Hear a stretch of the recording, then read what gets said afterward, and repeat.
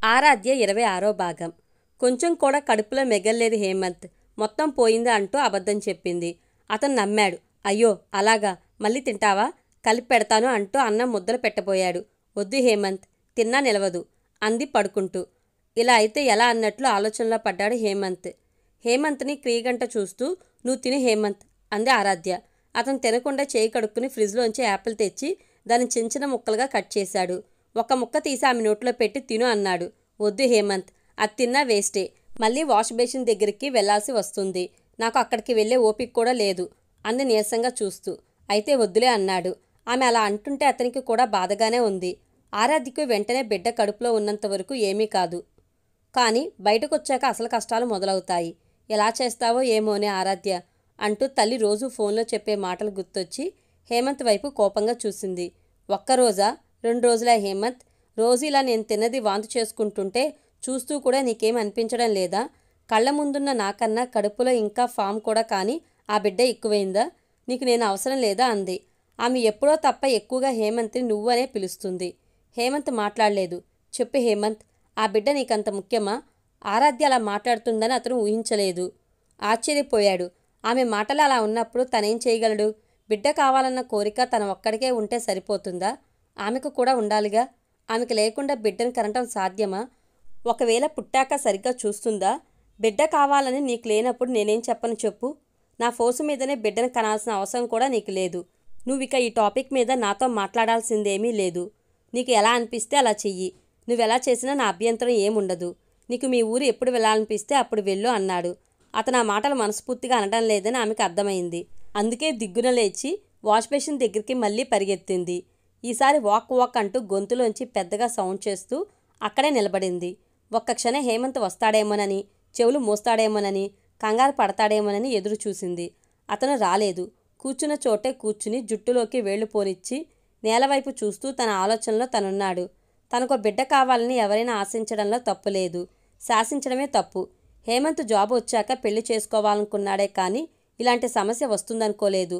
అనుకుంటే ఆరాధ్యను ప్రేమించేవాడు కాదు, పెళ్లి చేసుకునేవాడు కాదు, దగ్గరయ్యేవాడు కాదు. రమాదేవి కూడా తన కూతురికి తల్లి తన కష్టమనుకున్నప్పుడు పెళ్లి ప్రసక్తి తెచ్చి ఉండాల్సింది కాదు. ఏ తల్లి అయినా కూతురు నెల తప్పిందని తెలియగానే డెలివరీ కోసం ఎదురు చూస్తుంది కానీ అబార్షన్ కోసం కాదు. కడుపు తీపి తనకే కాదు, తన కూతురికి కూడా రుచి చూపాలని తప్పించిపోతుంది. తన బిడ్డ మరో బిడ్డకి జన్మ ఇచ్చినప్పుడు జన్మ ధన్యమైనట్లు తరించిపోతుంది. దగ్గరుండి పురుడు పోస్తుంది. రమాదేవిలో ఈ లక్షణాలు లేవు. ఆమెను గుర్తు చేసుకోవాలంటేనే అసహ్యం అనిపించింది హేమంత్కి. ఆరాధ్య హేమంత్ కోసం ఎదురు చూసి అతను రాకపోవడంతో వెంటనే ట్యాప్ తిప్పి ముఖం మీద నీళ్లు చల్లుకుని వాటిని తుడుచుకునే ఓపిక కూడా లేనట్లు నీరసంగా నడుచుకుంటూ వచ్చి హేమంత్ ముందు నిలబడింది. ఉదయం నుండి ఇంతే హేమంత్. గడికి వాష్ బేసిన్ దగ్గరికి వెళ్ళలేక చచ్చిపోతున్నా అంటూ కళ్ళు తేలేసి బెడ్ మీదకి ఒరిగింది. కంగారు పడ్డాడు హేమంత్. వెంటనే ఆమె మీదకి వంగి ఆత్రంగా ఆరాధ్య, ఆరాధ్య అంటూ పిలిచాడు. ఆమె కళ్ళు తెరవలేదు, మాట్లాడలేదు. భయపడ్డాడు హేమంత్. ఆమె ముఖం మీద నీళ్లు చల్లాడు. చెంపల మీద తడుతూ కళ్ళు తెరువు ఆరాధ్య అన్నాడు. ఆమె కళ్ళు తెరిచి చూడలేదు. పైగా ఊపిరాడినట్లు ఉక్కిరి బిక్కిరి అవుతుంది. అతను ఆందోళనగా చూస్తూ పిలుస్తూనే ఉన్నాడు. ఒక్కసారి కళ్ళు తెరిచి మళ్ళీ మూసుకుంది. ఇక లాభం లేదనుకుని కాశీరెడ్డికి ఫోన్ చేసి, కాశీ వెంటనే వెహికల్ పంపు, ఆరాధ్యను అర్జెంటుగా హాస్పిటల్కి తీసుకెళ్లాలి అన్నాడు. భర్త కాశీరెడ్డితో మాట్లాడటం వినగానే కర్రలా బిగుసుకుపోయింది ఆరాధ్య. వెంటనే రిలాక్స్ అయి నెమ్మదిగా కదిలి స్పృహలోకి వచ్చినట్లు హేం అంది కళ్ళు తెరవకుండానే. చెప్పు ఆరాధ్య, ఎలా ఉంది ఇప్పుడు? హాస్పిటల్కి వెళ్దాం, వెహికల్ వస్తుంది అన్నాడు. వద్దు హేమంత్, నాకు హాస్పిటల్కి వెళ్ళాలంటేనే ఎలర్జీ. ఎప్పుడైనా కడుపు నొప్పి వస్తే మా మమ్మీ సొంటి ముద్దలు తినిపిస్తుంది. నువ్వేం కంగారు పడకు, తగ్గిపోతుంది. వెహికల్ పంపొద్దని మీ ఫ్రెండ్కి కాల్ చేయి అంది. ఆమె కళ్ళు మూసుకునే మాట్లాడుతుంది. కళ్ళు తెరిస్తే ఎక్స్ప్రెషన్స్ కనిపిస్తాయని కళ్ళు మూసుకునే ఉంది. కళ్ళు కూడా తెరవలేకపోతున్నావు. హాస్పిటల్కి వద్దా? ఏ మనిషివే నువ్వు? సొంటి ముద్దలతో తగ్గడానికి నువ్వు ఇప్పుడేమైనా పెళ్లికి ముందు ఆరాధ్యవా అంటూ కేకలేశాడు. వెహికల్ కోసం ఎదురు చూస్తున్నాడు. అతని ప్రవర్తన చూస్తుంటే హాస్పిటల్కి వెళ్ళక తప్పేటట్లు లేదు. మెల్లగా కళ్ళు తెరిచింది. నాకేం కాలేదు హేమంత్. ఈ టైంలో ఇలాగే ఉంటుందని మమ్మీ చెప్పింది. హాస్పిటల్కి వెళ్లాల్సినంత సీరియస్ కాదు అంటూ లేచి నిలబడింది. హేమంత్ ఆమెను కింద నుండి పైకి చూశాడు. అతను అలా చూస్తుంటే తను చేసిన యాక్షన్ తెలిసిపోతుందని వెంటనే తూలింది. హేమంత్ ఆమెను పట్టుకుని లేవకు, పడిపోతావు, పడుకో అంటూ బెడ్ మీద పడుకోబెట్టాడు. ఆమె పడుకున్న క్షణానికే చేయి చాపి బయటకు చూపిస్తూ అదిగో వెహికల్ వచ్చినట్లు సౌండ్ వస్తుంది హేమంత్. వద్దని చెప్పిరా ప్లీజ్. హాస్పిటల్ వాతావరణం అంటేనే నాకు పడదు. అక్కడ మళ్ళీ వామిటింగ్స్ అవుతాయి అంది. రిక్వెస్ట్గా చూసింది. ఓకే నువ్వు పడుకో లేవకో అంటూ బయటికెళ్ళి వెహికల్ని వెనక్కి పంపి వచ్చాడు. వెహికల్లోంచి కాశీరెడ్డి దిగి హేమంత్తో పాటే లోపలికి వచ్చాడు. హేమంత్ గుండె ఆరాధ్యకు ఏ క్షణంలో ఏమవుతుందోనన్న భయంతో కొట్టుకుంటుంది. ఇలా అయితే కష్టంరా కాశీ, నా మాట విని నువ్వు పెళ్లి చేసుకోకు అన్నాడు. ఇచ్చిన అడ్వైస్ చాలే అంటూ లోపలికి వెళ్ళి నీకిప్పుడు ఎలా ఉంది ఆరాధ్య అంటూ ఆమె వైపు చూశాడు కాశీరెడ్డి. ఓకే అంది సింపుల్గా. కాశీరెడ్డితో పెళ్లికి ముందున్నంత క్లోజ్గా ఎఫెక్షన్గా ఇప్పుడు ఉండటం లేదు ఆరాధ్య. ఒక పెళ్లిలో ఎన్ని సాంగ్యాలు ఉంటాయో అవన్నీ వాళ్ళ ఫ్యామిలీ ద్వారానే హేమంత్కి తెలిసాయన్న కోపం ఉందామెలో. కాశీరెడ్డి చాలా ప్రశాంతంగా చూస్తూ రే హేమ్, ఆరాధ్య చేత ఓ 10 రోజులు లీవ్ పెట్టించి వాళ్ళ ఊరు పంపించరా, హెల్త్ ముఖ్యం, ఆ తర్వాతనే అన్నీ అన్నాడు. కాశీరెడ్డి వైపు కృతజ్ఞతగా చూసింది ఆరాధ్య. ఆమెకు అతని మీద ఉన్న కోపంలో సగం కోపం తగ్గిపోయింది. కాశీరెడ్డి వచ్చాక కొంచెం కంగారు తగ్గినట్లే పంపిస్తాను కాశీ, ఆరాధ్యను రేపే వాళ్ళ ఊరు పంపిస్తాను అన్నాడు హేమంత్. హేమంత్ ముఖంలోకి పరిశీలనగా చూశాడు కాశీరెడ్డి. రే హేమ్ కూల్ రా, ఎందుకంత ఎగ్జైట్ అవుతావు, ఆరాధ్యకు ఏం కాదు అంటూ ధైర్యం చెప్పాడు. ఏమోరా, ఇంత దడ ఎప్పుడూ పుట్టలేదు నాకు అన్నాడు హేమంత్. ఒక్క క్షణం ఆగి హేమ్ నువ్వు తిన్నావా అడిగాడు కాశీరెడ్డి. లేదు కాశీ, జస్ట్ తినాలని కూర్చున్నాను అంతే. అంతలోనే ఆరాధ్యకి ఇలా అయింది. పాపం, తనకి మార్నింగ్ నుండి ఇలాగే ఉందట. ఆఫీస్ కూడా వెళ్ళలేదు. ఇవాళ ఊరెళ్తానంది. నేనే వద్దన్నాను అన్నాడు. వెళ్ళనివ్వాల్సింది, ఎందుకంటే అక్కడ పెద్దవాళ్ళు ఉంటారు కదా. నువ్వైనా ఇలా ఉందని తెలియగానే మా మమ్మీకో మీ మమ్మీకో కాల్ చేస్తే బాగుండేది. వాళ్ళుంటే కాస్త ధైర్యంగా ఉంటుంది.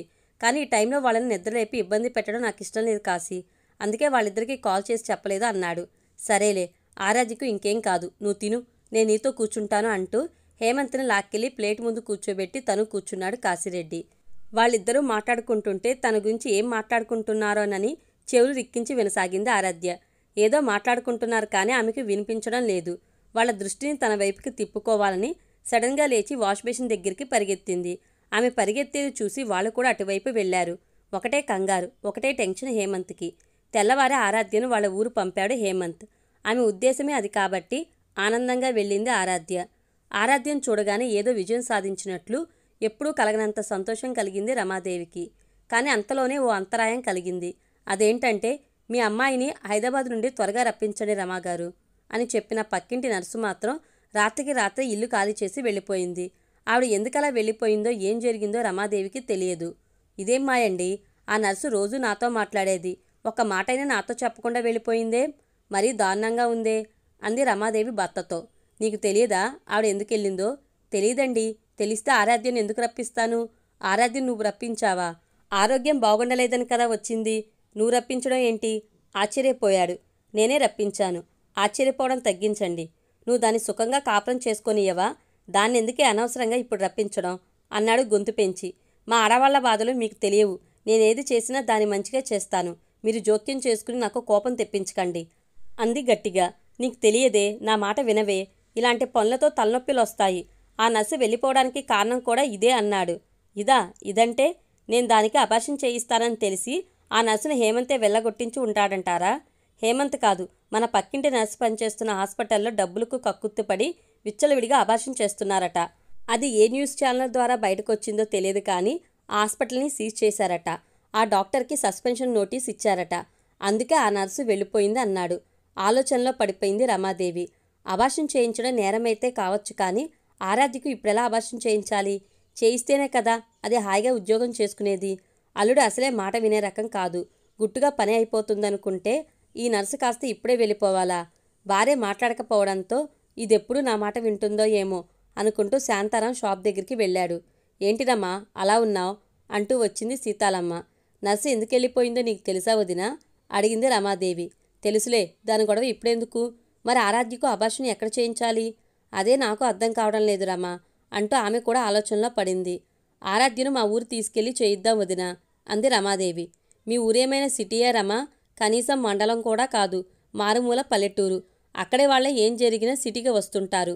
కానీ ఇలాంటి పనులకు మా ఊళ్ళో చాలా తెలివైన మంత్రసాలను ఉన్నారు. పెద్ద పెద్ద కాన్పులు కూడా చేస్తుంటారు. లోగడైతే బొడ్డుతాడును కొడవలతోనే కోసేవాళ్ళట. ఇప్పుడు బ్లేడ్ను వాడుతున్నారు.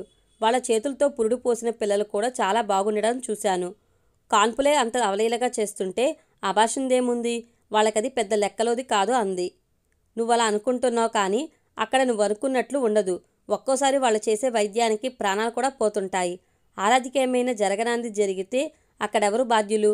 కష్టపడి బీటెక్ చదివించావు, సాఫ్ట్వేర్ జాబ్ చేయించుకుంటున్నావు. అలాంటి అమ్మాయిని తీసుకెళ్లి మంత్రసానుల చేతిలో పెడతావా? మరెలా వదినా అంటూ దీనంగా చూసింది రమాదేవి. ఎలా అంటే ఎలా? ఏదో ఒక మార్గం చూసుకోవాలి అంది సీతాలమ్మ. నాకే మార్గం తెలియదు వదినా, అదేదో నువ్వే చూడు అంది. నన్ను చూడమంటే నాకు మాత్రం ఏం తెలుసు రమా? నా పిల్లలకి నేనేమైనా ఇలాంటివి చేయించానా? వాళ్ళేమైనా ఉద్యోగాలు చేస్తున్నారా? కాకుంటే నువ్వు బాధపడుతుంటే చూడలేక మాట్లాడుతున్నాను. నువ్వేం బాధపడకు. బాధపడక చేసేది ఏముంది వదినా? ఏముంది అంటే ఎవరు మాత్రం ఏం చెప్పగలరు? బయటికెళ్ళి అడిగి తెలుసుకోవాలి. మనకు తెలియకుండా ఎన్ని స్కానింగ్ సెంటర్లు లేవు, ఎన్ని హాస్పిటల్ లేవు. ఎక్కడో చోటుకెళ్ళి గుట్టు చప్పుడు కాకుండా పని ముగించుకు రావాలి. అంతేకాని బాధపడితే ఇలాంటి పనులు జరుగుతాయా అంటూ ధైర్యం చెప్పింది సీతాలమ్మ. వెంటనే ఆమె 2 చేతులు పట్టుకుని, ఎవరికీ తెలియకుండా ఈ పని చేయించగలమా వదినా అంది రమాదేవి. ఎవరికీ తెలియకుండానే చేపిద్దాం.